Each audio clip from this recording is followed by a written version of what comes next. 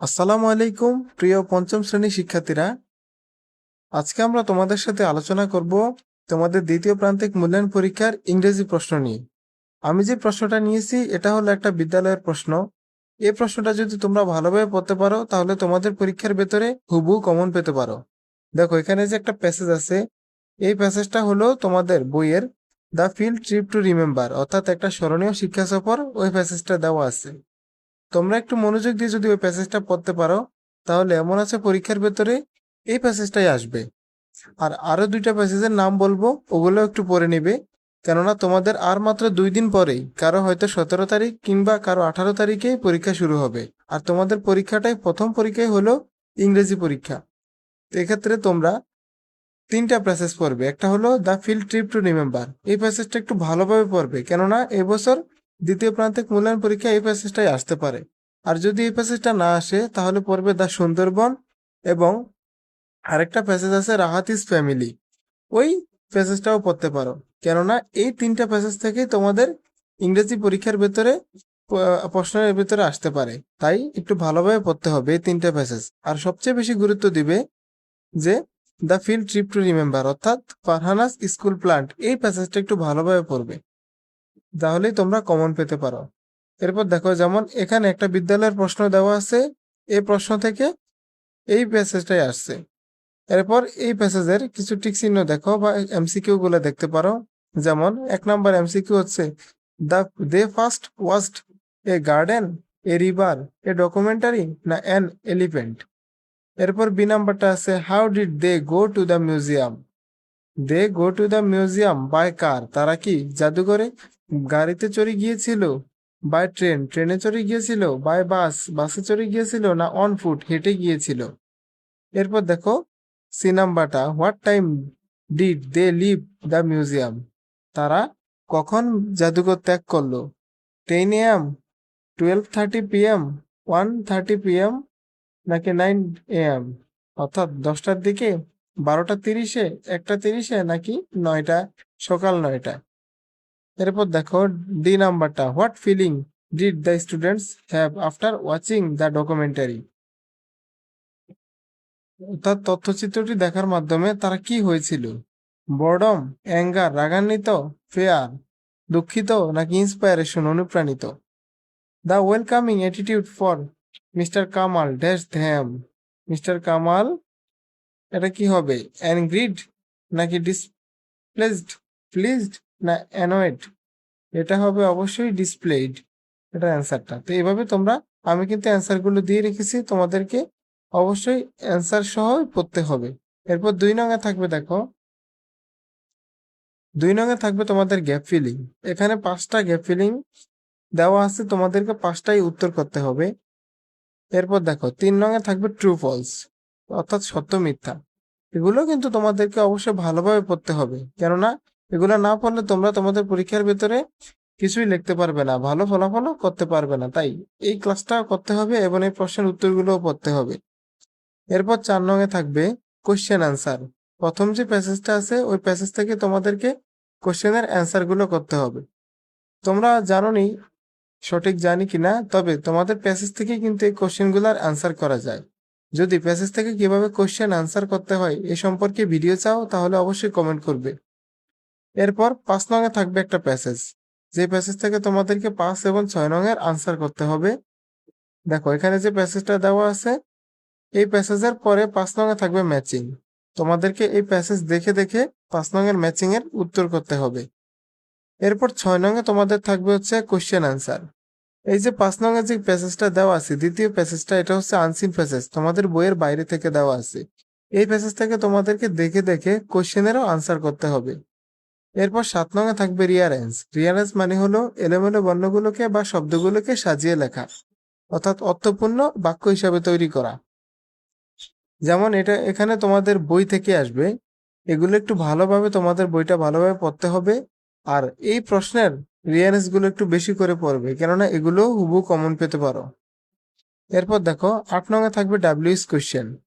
WS question মানে হলো who, what, when, where, why, which, এই শব্দগুলো ব্যবহার করে প্রশ্ন তৈরি করা। এখানে যে 5টা সেন্টেন্স দেওয়া আছে, এগুলো দিয়ে তোমরা এই উপরের শব্দগুলো ব্যবহার করে অর্থাৎ ডাব্লিউস কোশ্চেনের শব্দগুলো ব্যবহার করে প্রশ্ন তৈরি করবে।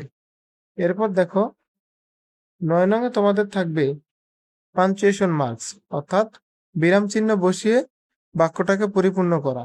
যেমন rewrite the sentence using capital letters and punctuation marks. যেমন ফাতিহার অ্যাপ কিন্তু ছোট হাতের দেওয়া আছে, তোমাদেরকে লিখতে হবে বড় হাতের। Fatiha is students of class 5 at Tamalata government primary school in Kishoreganj. এখানে ফুল স্টপ হবে, তারপরে ফুল স্টপের পরে প্রথম অক্ষর হবে বড় হাতের, যেমন ওয়ানের ও বড় হাতের হবে। এইভাবে তোমাদের ফুল স্টপ, কমা এগুলো বসিয়ে বাক্যটাকে পরিপূর্ণ করতে হবে। এটা থাকবে 9 নং এ। 9 নং এ থাকবে পাঞ্চুয়েশন মার্কস। এরপর 10 নং এ থাকবে তোমাদেরকে কারেক্ট ফর্ম অফ ভার্বস, অর্থাৎ রাইট ফর্ম অফ ভার্বস যেটাকে আমরা বলি। যেমন ভার্বের সাথে ইডি যুক্ত করা বা ভার্বের প্রেজেন্ট ফর্ম, পাস্ট ফর্ম ব্যবহার করা, এগুলো হলো রাইট ফর্ম অফ ভার্বস। অবশ্য আমি কিন্তু এগুলোর উত্তর দিয়ে রেখেছি, তোমরা ভালোভাবে পড়বে, এতে কোনো টেনশনের কারণ নেই, উত্তর সহই তোমরা পাবে। এরপর দেখো 11 নং থাকবে অ্যাপ্রোপ্রিয়েট প্রিপোজিশন। প্রিপোজিশন মানে হলো যোজক, মানে একটা বাক্যকে কিছু শব্দ বসিয়ে পরিপূর্ণ করা। যেমন I was born dash Saturday, এখানে হবে I was born at Saturday 12 July 2014। এরকম ইন, অ্যাট, অন বা ভার্ব ব্যবহার করেও প্রিপোজিশন বসানো যায়। তাহলে 11 নং এ থাকবে প্রিপোজিশন। এরপর 12 নং এ তোমাদের থাকবে আর্টিকেল। 12 নং এ আর্টিকেল থাকবে। আর্টিকেল গুলা কি কি? যেমন এ এন দি, এই এ এন দি ব্যবহার করে বাক্যটাকে পরিপূর্ণ করা। যেমন এখানে 5টা থাকবে, 5টায় উত্তর করতে হবে। এরপর দেখো 13 নং এ। 13 নং এ থাকবে তোমাদের একটা প্যারাগ্রাফ। এখানে ইউর স্কুল লাইব্রেরি, তোমরা যদি এটা নাও পড়ো তবে তোমাদেরকে পড়তে হবে এ ফিল্ড ট্রিপ। তোমাদেরকে 3টা প্যারাগ্রাফের নাম বলবো, এই 3টা যদি ভালোভাবে পড়তে পারো তাহলে তোমাদের পরীক্ষার ভেতরে যে কোনো একটা হলেও কমন পড়বে। একটা হলো এ ফিল্ড ট্রিপ, আরেকটা হলো দ্য সুন্দরবন, এবং সর্বশেষটা হলো healthy food, eating healthy foods. এই 3টা প্যারাগ্রাফ যদি একটু ভালোভাবে পড়ো, আমি আবারও বলছি, 1 নম্বর হলো দ্য ফিল্ড ট্রিপ, 2 নম্বর হলো দ্য সুন্দরবন, এবং 3 নম্বর হলো ইটিং হেলদি ফুডস। এই 3টা প্যারাগ্রাফের মধ্যে তোমাদের পরীক্ষায় 100% যে কোনো একটা প্যারাগ্রাফ অবশ্যই আসবে। তাই এগুলো একটু ভালোভাবে পড়বে। তোমাদের গাইড বই থেকেও পড়তে পারো বা অনলাইন থেকেও হেল্প নিয়ে পড়তে পারো। এরপর 14 নঙে থাকবে অ্যাপ্লিকেশন। এক্ষেত্রে অ্যাপ্লিকেশন তোমরা পড়বে, এখানে দেওয়া আছে institute of leave after second period. এটা তোমাদের পরীক্ষায় নাও আসতে পারে। তোমাদের পরীক্ষা আসতে পারে যে অ্যাপ্লিকেশন ফ্রম দ্য হেড, প্রধান শিক্ষকের নিকট, এখানে ছুটির জন্য আবেদন অর্থাৎ লিভ অফ অ্যাবসেন্স, বা অ্যাপ্লিকেশন আসতে পারে দ্য ফিল্ড ট্রিপ এবং ইংলিশ ল্যাঙ্গুয়েজ ক্লাব। আরেকটা অ্যাপ্লিকেশনের নাম বলি, সেটা হলো ইংলিশ ল্যাঙ্গুয়েজ ক্লাব, অর্থাৎ সেটিং আপ এ ইংলিশ ল্যাঙ্গুয়েজ ক্লাব। এটা যদি তোমরা একটু ভালোভাবে পড়তে পারো তোমাদের পরীক্ষায় অবশ্যই এই ইংলিশ ল্যাঙ্গুয়েজ ক্লাব আসবে।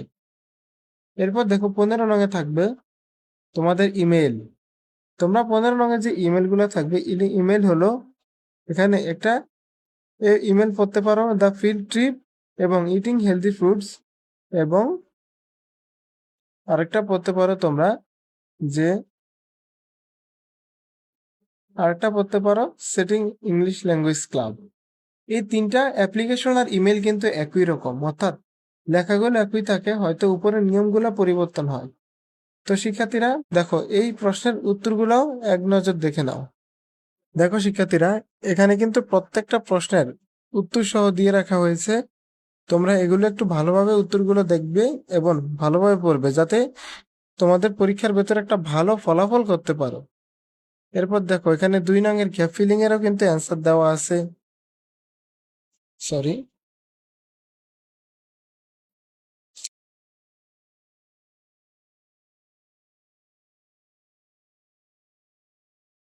দেখো 3 নঙের ট্রু ফলস এরও কিন্তু উত্তরগুলো দেওয়া আছে। এরপর 4 নঙের যে কোশ্চেনের আনসার গুলোও কিন্তু তোমরা দেখে নিতে পারো। দেখো এখানে 5 নঙের যে প্যাসেজটা ছিল ওই প্যাসেজের ম্যাচিং, অর্থাৎ কলাম এ কলাম বি, ওগুলো কিন্তু সঠিকভাবে উত্তর করে দেওয়া আছে, একটু সাজিয়ে দিয়ে রেখেছি যাতে তোমাদের পড়তে সুবিধা হয়। এরপর 6 নঙের ছয় নঙের কোশ্চেন গুলা এবং রিয়ারেঞ্জ গুলোও সাজিয়ে দেওয়া আছে। এরপর ডাব্লিউএস কোশ্চেন গুলা দেখো, ডাব্লিউএস কোশ্চেন গুলোও দিয়ে রাখা হয়েছে 8 নঙের ভেতরে। এরপর দেখো 9 নঙের আনসার।